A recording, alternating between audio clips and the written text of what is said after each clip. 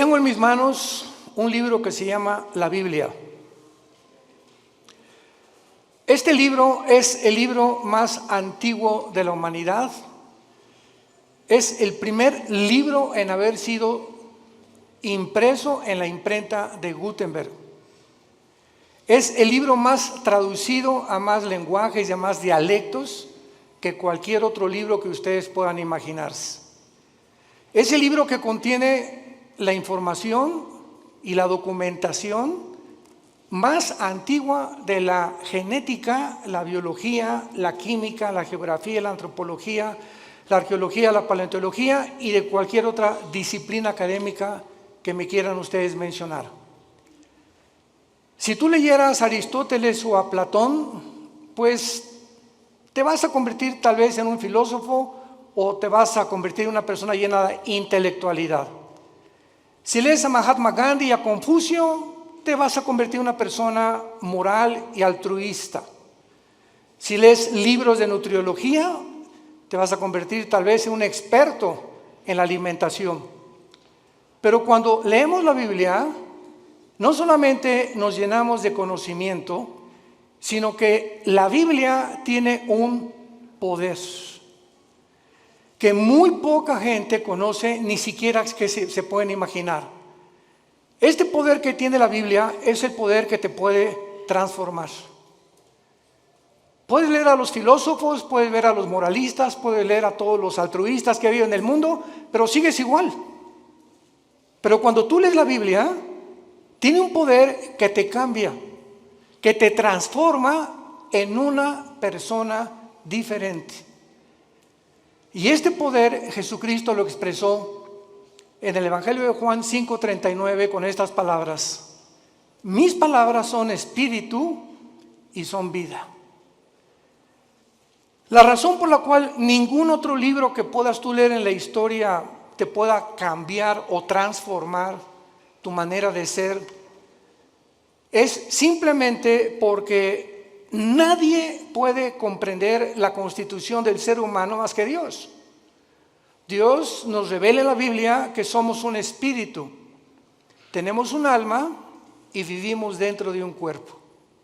Y esto nadie lo ha podido investigar porque para que sepamos quiénes somos, el Creador es el único que nos puede decir quiénes somos y de qué elementos estamos compuestos. Esta fue la gran equivocación del doctor vienés psicólogo Sigmund Freud, cuando él creyó que simplemente somos mente o alma y cuerpo y que el problema del ser humano se encuentra en la mente. Y cuando comenzó a hipnotizar a sus pacientes de neurastenia, se dio cuenta que estaban cada vez más locos. Él mismo tuvo que recurrir finalmente a pastillas o a tranquilizantes de los ataques que tenía de histeria a las 2, 3 de la mañana. Cuando leemos a Mahatma Gandhi, simplemente fue un gran pacifista, evitó que los ingleses finalmente conquistaran la India a través del pacifismo.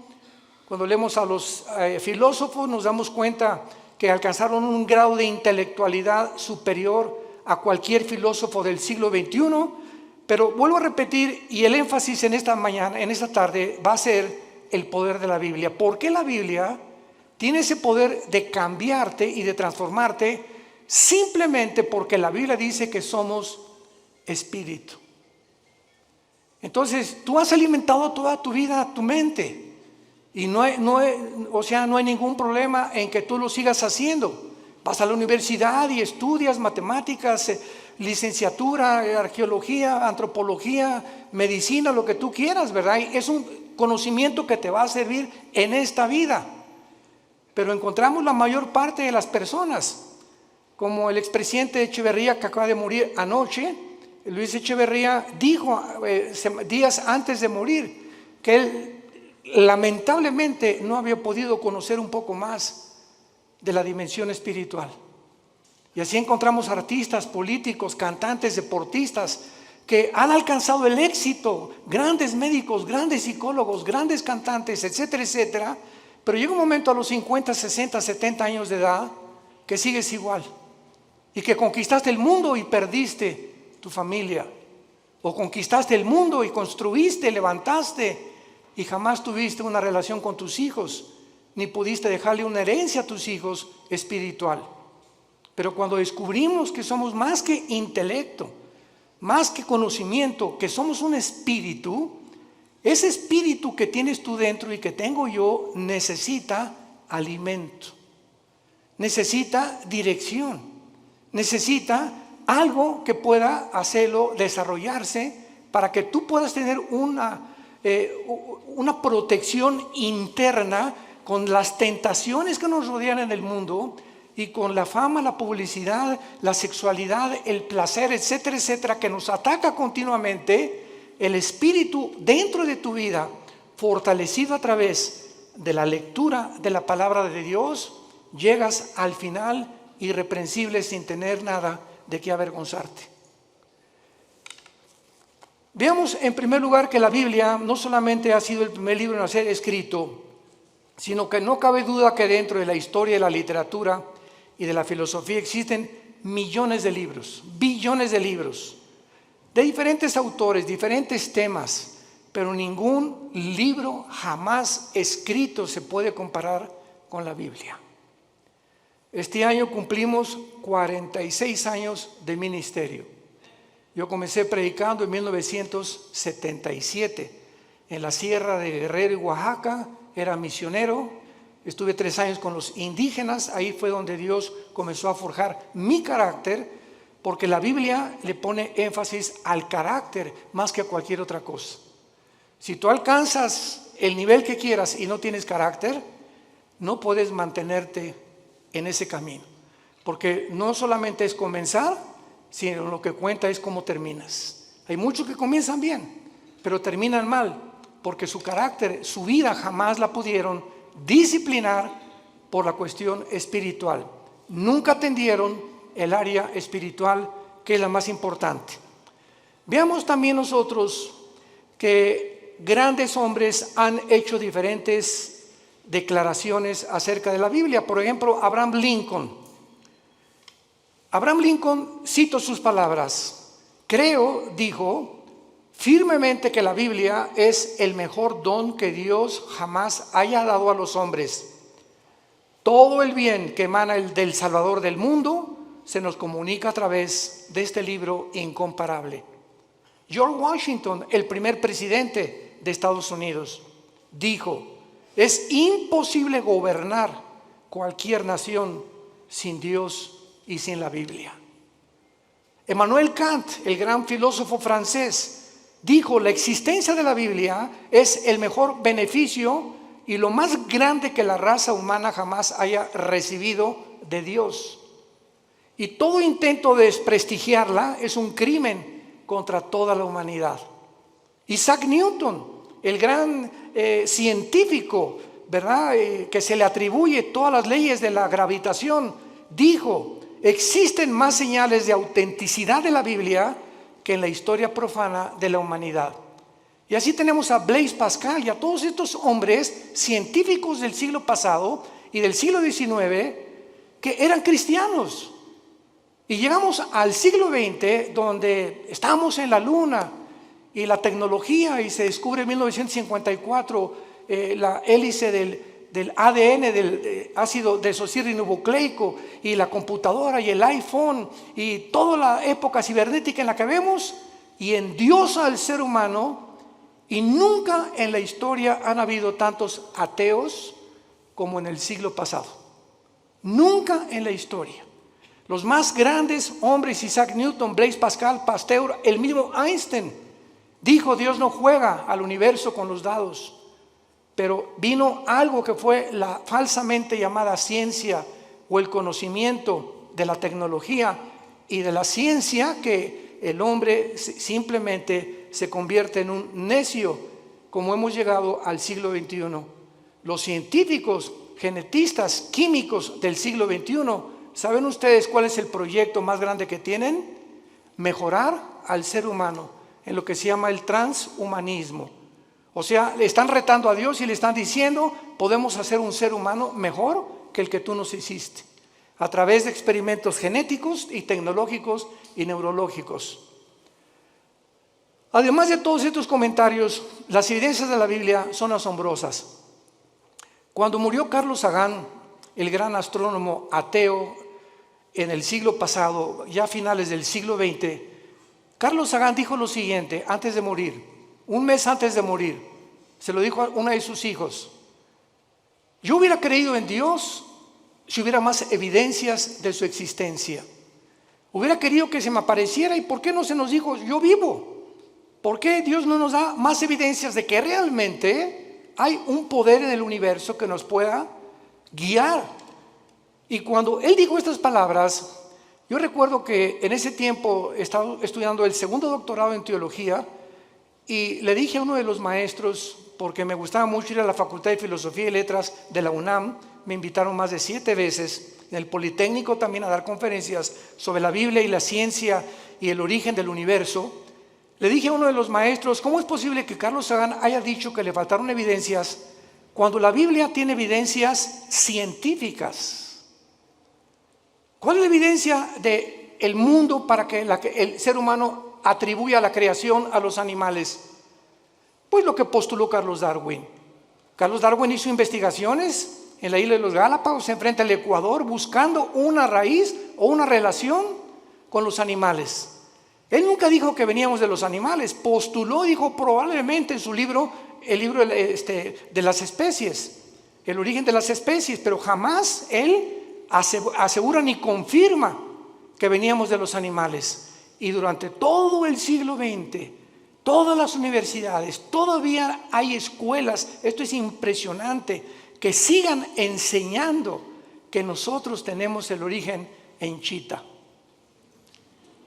Y en los animales, cuando se descubre la genética del ADN en 1954, se derriba completamente la teoría de la evolución, porque es imposible, señores científicos que nos escuchan y maestros de las universidades que nos visitan o que nos ven a través de la televisión, es imposible que una ADN de un toro sea igual al de un caballo, y es imposible la mutación de una especie a otra especie. Y hasta este momento no hay ninguna mutación, jamás, lo que se llama el famoso eslabón perdido, para que un conejo se convierta en una ardilla o un ser humano en un animal.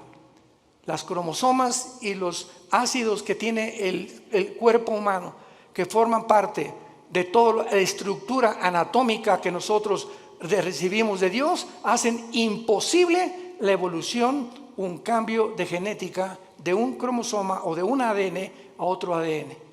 La física dice que realmente la ley de la entropía, que todo va de mal en peor, que todo, la segunda ley de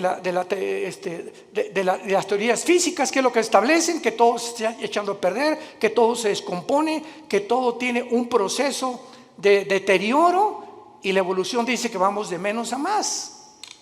¿Y la biología qué nos dice? ¿Quién es una mujer? ¿Qué contestarías si te preguntaran quién es una mujer? ¿Qué es lo que hace a una mujer diferente de un hombre? Simplemente la mujer tiene 2 cromosomas XX. Eso es lo que hace mujer. Si tú tienes cromosomas 2XX, eres mujer, eres del sexo y del género femenino. ¿Quién es un hombre? Una persona que tiene cromosomas XY, y la Y no la tienen las mujeres. Y si tienes el cromosoma Y y tu mente te dice que no eres lo que la biología y la genética establece, ya no la Biblia, tu problema es mental, no es físico. ¿Se dan cuenta al punto a donde hemos llegado de estupidez mental?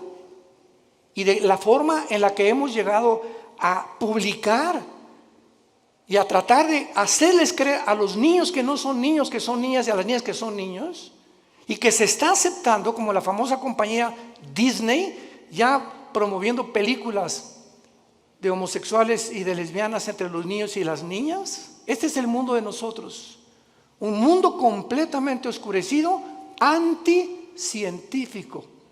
Jamás se había atacado la ciencia en la forma en la que se ha atacado actualmente.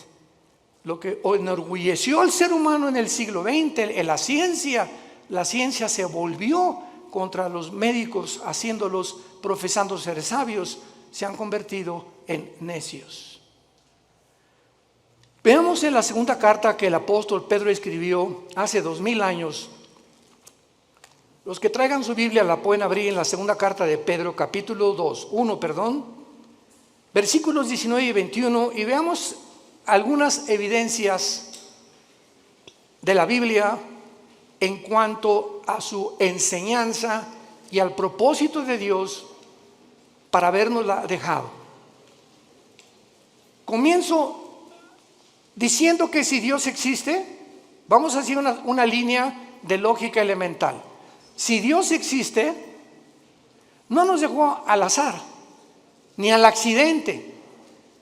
Tuvo que haberse de alguna forma comunicado con nosotros, porque si Dios existe, su más grande anhelo es que sus criaturas le conozcan, le sirvan y le adoren. Y esta es la razón por la cual envió a Jesucristo su Hijo hace 2000 años, para que Él pudiera decir: yo soy el camino, yo soy la verdad, yo soy la vida. El que quiera conocer la voluntad de mi Padre conocerá si la doctrina es mía o si yo hablo por mi propia cuenta. El que habla por su propia cuenta, su propia gloria busca. Yo he venido a buscar la gloria y a hacer la obra de mi Padre que me envió. Mis palabras son espíritu y son vida. Yo soy el pan que descendió del cielo, yo soy el camino, la verdad y la vida. Estas palabras de Jesús en Juan 14:6 son las que cambiaron mi vida hace 48 años. Cuando yo me enfrenté a Jesucristo en la Biblia, yo venía del Partido Comunista porque me convertí en un ateo decepcionado de la religión popular en México. Quería ser cura a los 13 años de edad. Me decepcioné tan grandemente de la religión que me convertí al ateísmo, me fui al otro extremo, porque yo creí que ellos representaban realmente a un Dios que no es el Dios de la Biblia. Y cuando comienzo a leer la Biblia, que me prohibieron leerla, los mismos dirigentes católicos que yo tenía, y leo que Jesucristo dijo: yo soy el camino, yo me acordé de Buda. Buda antes de morir dijo: no soy la verdad, busquen la verdad, le dijo a los discípulos. Mahatma Gandhi dijo: es que Jesucristo fue un gran maestro de moral, pero yo no puedo guiarles al camino, yo solo sé que no debemos estar a favor de la violencia. Cuando leí a Mahoma en el Corán, en los sutras, los versículos del Corán, Mahoma recibe la revelación del Corán a través de un ángel cuando él padecía ataques epilépticos, y comienza a leer el Corán y ve lo que dice: asesinemos a los judíos y a los infieles, matemos a todos los que no acepten el Islam, o sea, una religión que impone a través de la violencia, igual que el comunismo impone a través de la fuerza y la violencia la ideología que quieren que nosotros la aceptemos. Y cuando me encuentro con Jesús que dice: yo soy el camino, no un camino, yo soy el camino. Yo soy, si tú no caminas conmigo, Jesús te está diciendo, estás en un camino que conduce a la muerte. Porque hay caminos que parecen derechos, pero su fin es camino de muerte. Cuando Jesús dice: yo soy el camino, yo soy la verdad, me pasé años en el comunismo y en la filosofía buscando qué era la verdad. Nunca un maestro me dijo qué era la verdad. Y reta a tus maestros en la universidad de filosofía y pregúntales: ¿me puede usted definir qué es la verdad? ¿Por qué? Porque no creen en las verdades absolutas. La verdad que existe actualmente en el mundo científico, en el mundo universitario es: si tú crees eso, síguelo creyendo, no me hagas creer lo que yo creo. Si tú crees que ser homosexual es bueno y tú no, pues no seas homosexual. Si tú quieres ser ateo, o sea, cada quien tiene su verdad. Cada quien piensa filosóficamente en la verdad, en la forma en la que tú quieras pensar. Entonces, esto se llama relativismo, donde no hay una verdad absoluta. Cada quien piense y cada quien tiene su propia verdad. Si tú crees que abortar es malo, ¿verdad? Pues entonces no abortes. Si tú crees que abortar es bueno, o sea, no hay una regla, no hay un parámetro para establecer códigos de conducta y de ética en el mundo más que en la Biblia. Y cuando Jesús dice: yo soy el camino, la verdad y la vida, ahí te caes derrumbado totalmente. Él dice que Él es la razón por la cual tú existes. que esta es la razón por la cual tú naciste, que Él es la razón por la cual tú tienes que vivir la corta vida que nos queda, y que si tú no caminas con Él y no crees la verdad que Él trajo al mundo y no entiendes que Él realmente puede transformar tu vida no se pudo comparar con la de una vaca, con la de un perro o con la de un ratón. Los animales se levantan, pastan, comen y se acuestan, se duermen, comen, pastan y se acuestan. Millones de seres humanos viven bajo la misma rutina. Te levantas, trabajas, comes, el propósito es hacer dinero, buscar los mejores negocios, alcanzar la cima, tener negocios o una carrera que me pueda realmente redituar o que realmente sea rentable lo que yo voy a hacer en la vida. Y si no es el dinero y no es el éxito y no es la fama, casi nadie la sigue. Y otros, como no pueden, lo hacen a través de la violencia, del robo, el secuestro, la drogadicción, a través de todo ese tráfico humano, etcétera, etcétera. Como ahora acaban de encontrar, ¿verdad? Que este señor Epstein, que tenía amigos con todos los gobernadores casi de Estados Unidos, y formaron un núcleo de tráfico humano de niños de 10 y 12 años que los violaban y los vendían en Europa, en Francia y en América. Estamos hablando de hombres multimillonarios, asistentes y amigos y compadres de los presidentes de la mayor parte de las naciones. El tráfico humano se encuentra lo más rentable que hay en el nivel más alto de la humanidad, por la corrupción tan grande a la que el ser humano ha llegado. En esta segunda carta, el apóstol Pedro nos revela 3 cosas acerca de la Biblia. Y dice así, tenemos también, 2 de Pedro 1, versículo 19, tenemos también la palabra profética más segura. Tenemos la palabra profética más segura. ¿Más segura que qué? Pues más segura que milagros. Ahorita hay cantidad de cristianos que siguen buscando milagros. Personas que dicen, si yo veo un paralítico ahorita enfrente de mis ojos que se levanta y me dice su médico que tiene 15 años o 10 años sentado en una silla de ruedas y comienza a caminar, voy a creer en Dios. ¿No es cierto? No es cierto, no es cierto. Tus emociones van a ser exaltadas, te vas a asombrar realmente. ¿Y cuánto te va a durar esa emoción que tuviste al ver un milagro? Te va a durar 3 o 4 días y sigues siendo la misma persona, porque los milagros no cambian al ser humano, porque la fe no es por ver, la fe es por oír y por oír la palabra de Dios.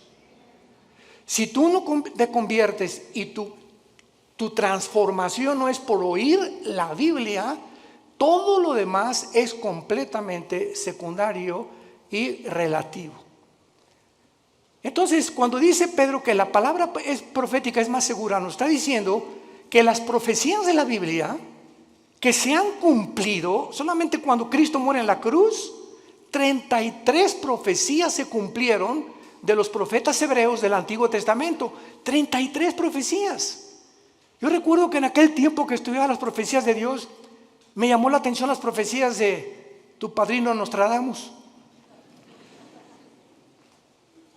El famoso disque vidente o profeta. Y cuando leí las profecías de Nostradamus, que las hacía en forma de versos, etcétera, etcétera, se cumplieron el 15% y el otro 85% jamás se cumplieron. Cuando oí que Janine Dixon, una mujer que una semana antes que asesinaran al presidente John Kennedy en la ciudad de Dallas, 1962-63, dijo una semana antes a los periodistas del New York Times, veo sangre en Dallas en el presidente. Y lo asesinaron una semana después y se convirtió ella en una pseudo profeta de Estados Unidos, Jean Dixon. Lo puedes encontrar en el internet. Y a las 3 semanas, pues la rodearon los periodistas, profetícenos, díganos algo. De ahí en adelante, ninguna profecía de ella se cumplió. Porque hay una ley en la Biblia que dice así, en el libro de Deuteronomio, cualquiera persona que profetice algo y no se cumpla el 100% de lo que profetizó es un falso profeta. El 100% de lo que profetizó. Así que cuando venimos a la Biblia encontramos, por ejemplo, en Isaías capítulo 44 en el Antiguo Testamento, que hace 2700 años este profeta dijo estas palabras retando Dios a los seres humanos. Isaías 44, versículo 6 al 8. Así dice Jehová, Rey de Israel y su Redentor, Jehová de los ejércitos: yo soy el primero y yo soy el postrero. Pongan atención. El Dios de la Biblia dice: yo soy el primero. Para que Él sea el primero, Él tiene que saber cómo se originó el universo, ¿correcto? Nunca la ciencia nos podrá decir el origen del universo, porque para que sea científico tiene que ser repetitivo. Alguien tuvo que estar ahí para que nos dijera, pues así comenzó. Y por eso es la teoría de la Big Bang, de la explosión, y tantas teorías que están tratando de explicar cómo se formó el universo. Pero cuando Dios dice, yo soy el primero, nos muestra en la Biblia, en el libro del Génesis, cómo hizo el universo. Y cuando dice, yo soy el postrero, nos dice también que cómo terminará la humanidad, cómo avanzará la historia. Y cuando venimos a la historia a la luz de la Biblia, encontramos que todos los eventos de la historia han sido cronológicamente y sucesivamente a la luz de lo que estaba escrito hace más de 3,000, 4,000 años. Yo soy el primero y yo soy el postrero. Ahora dice Dios, los reto a los que se dicen profetas. Escucha lo que dice a continuación: fuera de mí no hay Dios. ¿Y quién proclamará lo venidero? Lo declarará y lo pondrá en orden delante de mí, como hago yo desde que establecí el pueblo antiguo. Hace 2700 años Dios dice esto. ¿Quién de los escritores, quién de los que se han dicho profetas, tráeme a Mao, tráeme a Confucio, tráeme a Mahatma Gandhi, tráeme a Mahoma, tráeme a tu gallito Giro, como decimos en México? Al escritor y a la persona que más admires, dice Dios. ¿En qué libro puedes encontrar el orden de la historia desde que el mundo comenzó? En ningún libro más que en la Biblia. Y así encontramos que 100 años después de Isaías vino un hombre llamado Daniel, que fue judío y fue llevado a Babilonia cautivo por 70 años. Y en el libro de Daniel, hace 2600 años, damas y caballeros, hace 2600 años, en el libro de Daniel, él declara los órdenes de los imperios que vendrían en el mundo a través de la historia. Y le dice el ángel que le revela a Daniel esta profecía: Daniel, estás ahorita bajo un imperio que es Babilonia. Babilonia es la nación de Irak, bíblicamente y actualmente. Después de ti vendrá otro imperio que será menor. ¿Quién conquistó Babilonia históricamente, señores profesores de historia? Los medos y los persas. Y después vendrá un tercer imperio, le dice el ángel a Daniel. ¿Quién vino después de los medos y los persas? Alejandro el Magno. Los griegos derrotaron a los medos y a los persas. Y vendrá un cuarto imperio que aplastará a casi todo el mundo entero. ¿Quiénes fueron los que siguieron después de Grecia? El imperio romano. Daniel profetiza hace 2600 años la cronología de los imperios mundiales de toda la historia. Y finalmente lo pueden encontrar en otras conferencias que hemos dado. Vendrá otro imperio que son los 10 dedos de los pies de la estatua de Nabucodonosor, que el anticristo, el próximo gobernante y dictador mundial, formará una confederación política de 10 naciones, 5 de Europa y 5 del Medio Oriente. Formarán un G10 y cuando oigamos en la televisión, en el radio, ahorita hay un G7, cuando se forme un G10 de esos 10 naciones que se van a unir del Medio Oriente y de Europa, de entre ellas saldrá el anticristo. Y nosotros ya no estaremos aquí, ahí nos vemos al rato, porque vendrá el arrebatamiento de la iglesia. Pero no me quiero profundizar ahorita en eso. Y finalmente en esta profecía de Isaías dice el versículo 8, no teman. Desde el Génesis hasta el Apocalipsis, el mensaje a los cristianos es: no tengamos miedo de nada. No teman, ni de los temblores, ni de las inundaciones, ni de la Tercera Guerra Mundial, ni de explosiones volcánicas, ni del hombre, ni del diablo, ni de los demonios. Porque mayor es el que está entre nosotros que el que está en el mundo. Mi paz les dejo, mi paz les doy. Mantén esa paz dentro de ti. Mantén esa paz. Esa paz es el secreto de la salud. Acabo de declarar el Hospital Hopkins, de los más prestigiados de Estados Unidos, y la Clínica Mayo Rochester en Boston, que el factor común denominador que está ocasionando las enfermedades más grandes en el mundo actualmente, y el origen de las enfermedades más grandes ahorita en el mundo, es el estrés. ¿Qué es el estrés? Una condición donde no tienes paz, estás ansioso, estás temeroso, estás frustrado que no se vaya a cumplir, comienzas a tener miedos de algo que no va a suceder, te adelantas al futuro.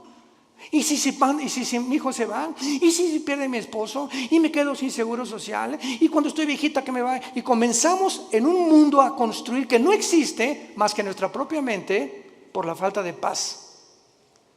Comienza a preocuparte por el dinero, preocuparte por la salud, preocuparte por tantas cosas, el tráfico, etcétera, etcétera. Y cuando te des cuenta, ese estado mental afecta tu sistema cardiovascular, tu corazón, tus pulmones, tu hígado, tu páncreas, tus intestinos. El estado mental se llaman enfermedades psicosomáticas. Afecta completamente todo tu ser. Y es lo que descompone tu vida, porque si no tienes paz, no puedes disfrutar nada, ni siquiera tus vacaciones.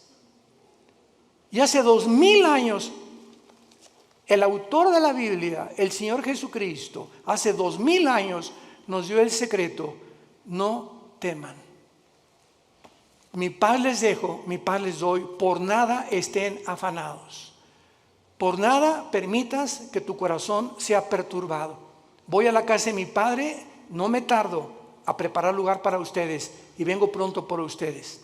Mientras estés en el mundo, mantén la paz. Escucha esto: si tú no tienes paz y te dices cristiano, no puedes leer la Biblia. Tú no puedes venir a la Biblia como Pepita en comal. Ay, Señor, ay, mi hija, Señor, le voy a hablar al pastor, porque tú no puedes venir a un estado de estrés y de ansiedad a leer la Biblia, porque el Espíritu Santo es espíritu de paz. Y Él no puede comunicarse contigo y no vas a entender la Biblia, porque para venir a la Biblia tienes que venir descansado, orar antes, echar toda nuestra ansiedad sobre Él, porque Él tiene cuidado de nosotros. Y cuando ya descansamos: Señor, yo no sé dónde está mi hija, yo no sé qué va a pasar, etcétera, pero yo sé que soy tu hija, soy tu hijo, tú eres mi papá, tú eres mi papi. Tú cuidas de mí, no me vas a dejar, diste tu vida en una cruz por mí.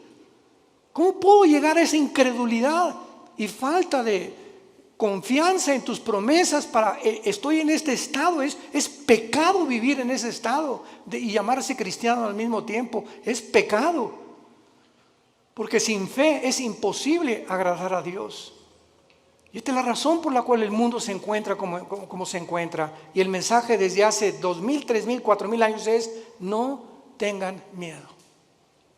No temas nada. Acuéstate hoy en la mañana, hoy en la noche, y recuerda a un pollito que se mete bajo de las alas de la gallina, y el pollito llega y allá anda por ahí el lobo y todo, pero mientras está bajo de las alas de la gallina, piu, piu, piu, ni preocupado está el pollito. Y así hoy en la noche dile: Señor, aquí está tu pollita. Aquí está tu pollito, Señor. Me acuesto porque tú tienes cuidado de mí. Escúchame, cuando Dios ve esa actitud en tu vida, te protege y te bendice. No hay otra manera de agradar a Dios más que creyendo que realmente es nuestro Padre y nos cuida y nos protege porque nos amó en una cruz. Y al que no escatimó a su Hijo, ¿cómo no nos dará todas las cosas si nosotros se las pedimos? Regresamos a segunda de Pedro, y Pedro entonces cita en primer lugar las profecías como lo más seguro que tenemos para que nuestra fe descanse en un libro que no solamente es especulativo. Yo recuerdo cuando leí El origen de las especies de Darwin, ¿saben qué dice? Chance y, puede que, no estoy seguro, a lo mejor. Eso no es un lenguaje científico, por el amor de Dios, un lenguaje especulativo. Vienes a la Biblia y escuchas, yo, el Señor, he dicho. Y todo lo que menciona la Biblia es afirmativo, porque no hay absolutamente ninguna contradicción en la palabra de Dios, porque fue inspirada por Dios. Entendiendo primero esto, que tenemos la palabra profética más segura, a la cual haréis bien en estar atentos, como una antorcha que alumbra en lugar oscuro, hasta que el día esclarezca y el lucero de la mañana salga en vuestros corazones. En segundo lugar, vivimos en un mundo donde Ucrania acaba de ser invadida por Rusia. Ya actualmente Israel está enviando gas a través de Egipto a la Unión Europea. Cuando las naciones árabes, desde el 48 que se independizó Israel, odiaban y han perseguido a los judíos, ahora los árabes buscan la protección de Israel. Esto es inconcebible que esté pasando, pero la Biblia profetizó que así se iba a cumplir. Es un mundo de confusión completamente. Ahorita Putin va a estar enojadísimo, pero así no poder dormir de saber que Israel está sosteniendo y proveyendo el gas que Rusia le proveía antes a la Unión Europea, y esto lo va a encender más para cumplir la profecía de Ezequiel 38-39 de Gog y Magog, cuando la Biblia dice que vendrá Rusia con Irán, con Turquía, con el Líbano, con Marruecos, con Etiopía, para atacar, invadir Israel en la Tercera Guerra Mundial. Entonces es impresionante cómo todas las piezas están formando cuando estudiamos y estamos atentos a la Biblia como la única luz que tenemos. Tú puedes ahorita oír a los politólogos, a los conferencistas en la televisión, en el radio, y están hablando una sarta de tonterías. ¿Qué piensas? No creo que Putin invadió Ucrania, ya lo invadió. ¿Ahora qué va a pasar? Pues las sanciones económicas van a hacer que Putin se arrepienta, y lo dijimos desde antes, y pueden oír las conferencias, lo citamos varias veces y no somos profetas, simplemente citamos la Biblia. De acuerdo a la Biblia, Ucrania no podía ser devuelta a la Unión Europea ni tampoco convertirse en la OTAN, porque Ucrania es de las naciones magogitas que forman parte de la invasión final de Rusia contra Israel. Y Ucrania viene bajo el nombre de Magog. Toda la región de Magog, que es el noreste, Lituania, Estonia, Latvia, Kirguistán, Kuzbekistán, Kazajistán, Pakistán, Afganistán y todas las que están al sur junto al mar Negro y al mar Caspio, son las naciones que la Biblia profetizó hace 2800 años que invadirían Israel. Así que bíblicamente Ucrania nunca va a dejar de estar bajo el poder de Putin. Y ahora Putin va a seguir con las demás. Por eso ya Finlandia y Suecia corrieron a la OTAN y están buscando el paraguas de la OTAN porque temen la invasión también de Putin. Todo está escrito exactamente como la Biblia lo profetizó. Y todas las demás opiniones son opiniones especulativas, hipótesis, teorías que la gente tiene. Y cuando nos entrevistan a los cristianos, les decimos, esto va a pasar, y esto va a pasar, y esto va a pasar. No lo digo yo, está escrito en este libro. Haríamos bien en estar atentos a la Biblia, hoy más que nunca. No hay, escucha esto, no hay otra luz en el mundo, no hay otra luz más que la Biblia. ¿Y sabes algo más? Tú eres la luz. Tú eres cristiano, tú eres la luz. Tú eres la única luz en tu casa. Tú eres la única luz en tu taller de carpintería. Tú eres la única luz en tu bufete de abogados. Tú eres la única luz en tu clínica de médicos. Tú eres la única luz en tu escuela, en tu universidad. Los cristianos somos la única luz y tenemos alrededor a gente muriéndose, lastimada, enferma, necesitada. ¿Y tú callado? ¿Por vergüenza, por pena de hablar de Jesucristo? Y de decirles que Jesús es la única respuesta y que los invitas a conferencias como estas para que puedan ellos abrir los ojos a la realidad espiritual del mundo. Si tú eres ese tipo de personas, vas a dar cuentas en el día del juicio a Dios. Porque el Espíritu Santo vendrá sobre nosotros, Hechos 1:8, y me serán testigos. ¿Eres testigo? Desde el tiempo que tú te convertiste, ¿hay alguna persona que tú le hayas hablado de Cristo y que lo hayas guiado a la cruz? Examina tu corazón llegando hoy en la noche, ponte rodillas y ora a Dios y dile sinceramente: Señor, te pido perdón. Tengo 3 años en Cristo, tengo 5 años en Cristo, tengo 10 años en Cristo y a nadie le he hablado de ti, ni los he guiado a la cruz, ni he orado con nadie y me digo cristiana y me digo cristiano. Cuando nosotros examinamos nuestra vida, tengamos cuidado de pasar el tribunal de Cristo. Y en penúltimo lugar, dice el apóstol Pedro: pongamos atento a la Biblia que alumbra en lugar oscuro. Nunca las tinieblas habían sido tan grandes como ahorita. Políticamente, cuando el comunismo se demostró, en 1991, Mikhail Gorbachev, con su perestroika, que fue un fracaso la ideología comunista, que no funcionó en todo el siglo XX, en ningún país, porque el ser humano regresa a desenterrar esa ideología. Cuando se demostró del 48, que ganó el 45 en la Segunda Guerra Mundial, hasta ahorita, que el mundo prosperó con el capitalismo, con las democracias, porque ahora son completamente desprestigiadas, barridas, echadas a la basura. Ya no hay democracia, ya no hay capitalismo, ahora hay socialismo y ahora hay comunismo. Cuando la historia nos muestra que son ideologías que fracasaron. No necesitamos discutir nada, la historia demuestra que el hombre no aprende de la historia. Políticamente, religiosamente, científicamente, filosóficamente, en cualquier área que tú me menciones, el mundo está de cabeza. Es un mundo de locos. Escucha las declaraciones de los gobernantes en el mundo, la mayor parte de ellos, lo que están hablando. Hablan, de veras dices tú: Dios mío, ¿cómo puede este hombre dirigir un país con las cosas que él habla? Así está el mundo de loco. Y la mayor parte de la gente lo está aceptando. Y finalmente dice el apóstol Pedro, entendiendo primero que ninguna profecía de la Escritura es de interpretación privada. La Biblia, tú no puedes venir y decir: yo creo que esto dice, o voy a interpretar que esto es lo que significa. Cuando tú vienes a la Biblia y tratas de interpretar de acuerdo a tu percepción o a la forma como tú visualizas un versículo o un pasaje, sígueme con mucho cuidado, sin tener en cuenta los demás pasajes de la Biblia, te conviertes en un hereje, en una hereje. Porque no es de interpretación privada. La Biblia está compuesta por 66 libros. 66 libros escritos en más de 1500 años. Por más de 40 autores diferentes.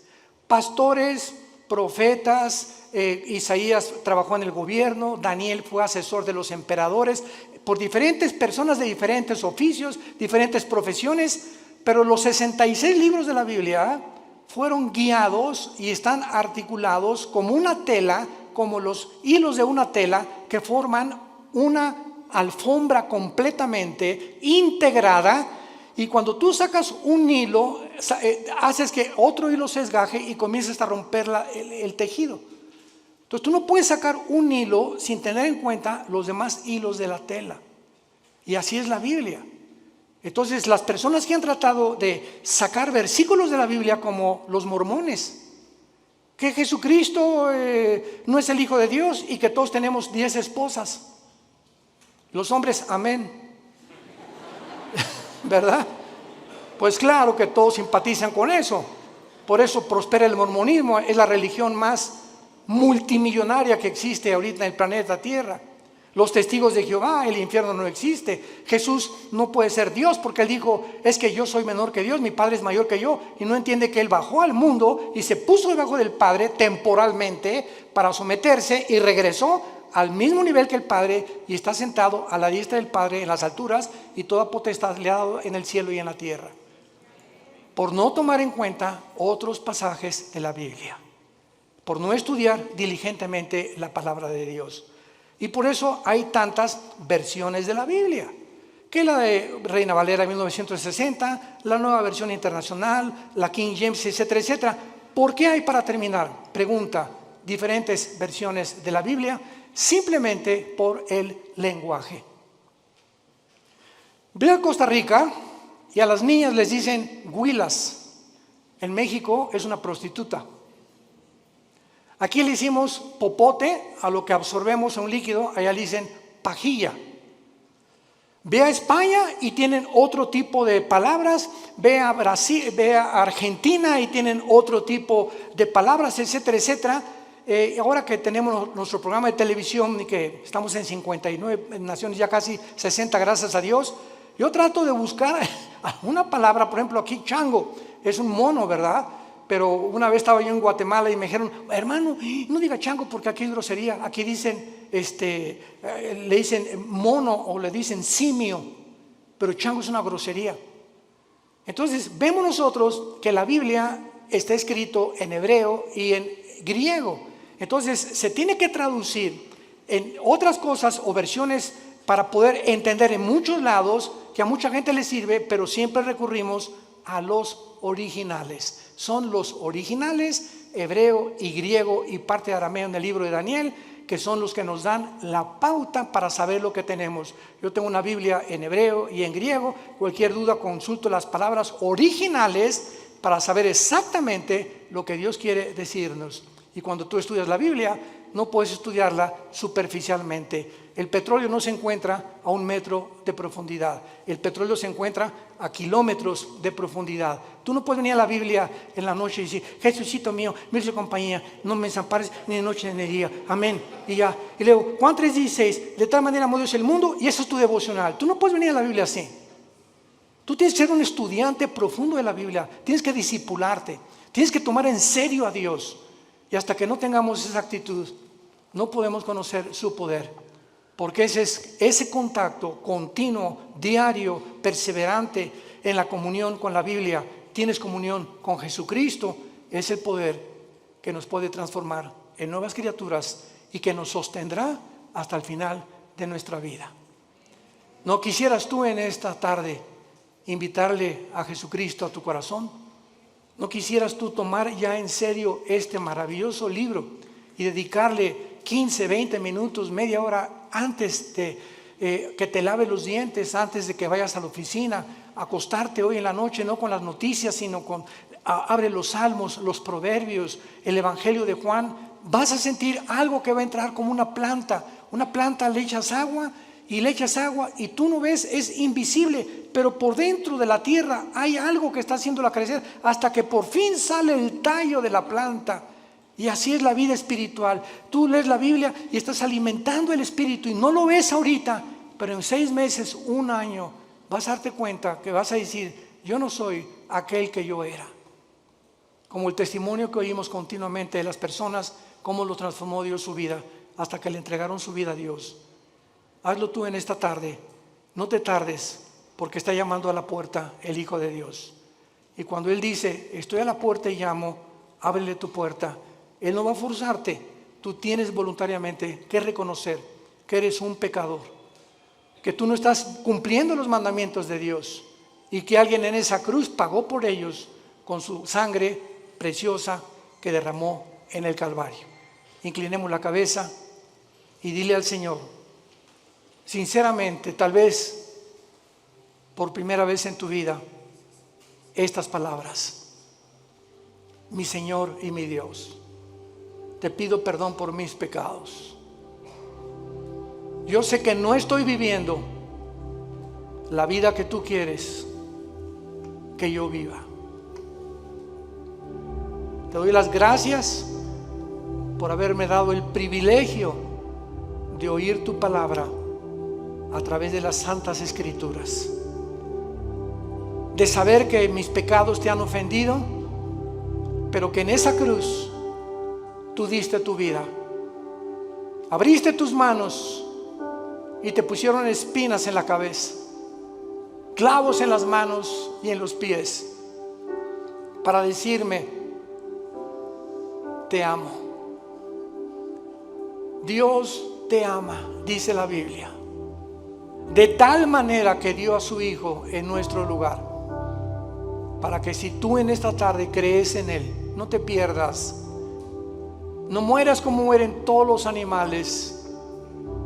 Nacen en la oscuridad, viviste en la oscuridad y regresarás a la oscuridad. Eso no es vida. Jesús vino a darnos vida y vida en abundancia, una vida con propósito, una vida con significado. Dile: Señor, te invito a mi corazón en este instante como mi Señor y mi Salvador. Creo que a los 3 días resucitaste, porque fuiste crucificado, enterrado y resucitado a los 3 días, para decirme que después de mi muerte podré volverte a ver como hace 2000 años caminaste en este mundo, y saber que mi fe no fue en vano por haberte seguido, la verdad, el camino y la vida. En el nombre de Jesús, amén. Gracias a Dios.